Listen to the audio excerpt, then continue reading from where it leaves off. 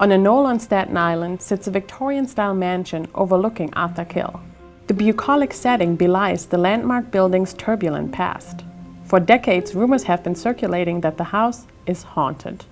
But that didn't deter Ohio-based developer Isaac Yomtovian from buying the mansion and surrounding acres for $1.4 million in 2000. The mansion was originally built around 1885 by Balthasar Kreischer, a German immigrant who had started a successful brick manufacturing business first in Manhattan and then on Staten Island.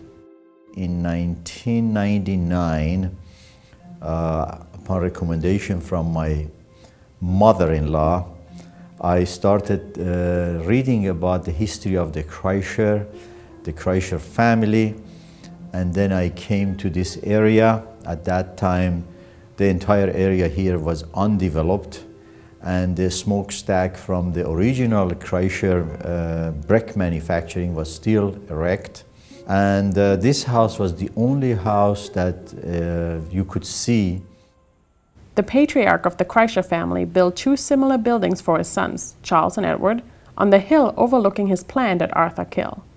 Now, only the residence on the left, which belonged to Charles, remains. Obviously, I'm immigrant, as you recognize based on my accent and my look. When I think about myself, it's a very similar situation. From my homeland coming to the United States.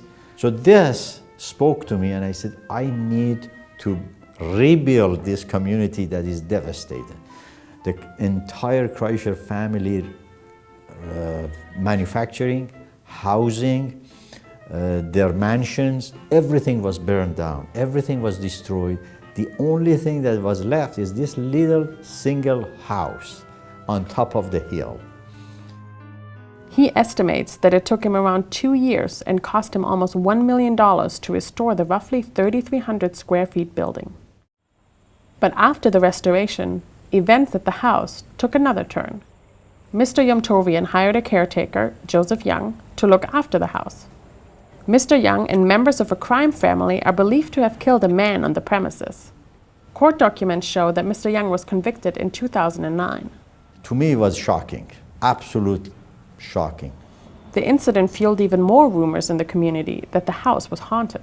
Still, when I think about it, such a tragedy happening here. But still, it's the history.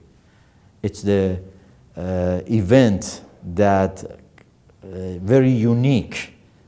Not that I'm proud of it, but it is something that happened here. The house is on the market for $1.3 million. Michael Schneider of Massey Neckel holds the listing. For the Wall Street Journal, this is Hilke Schellman.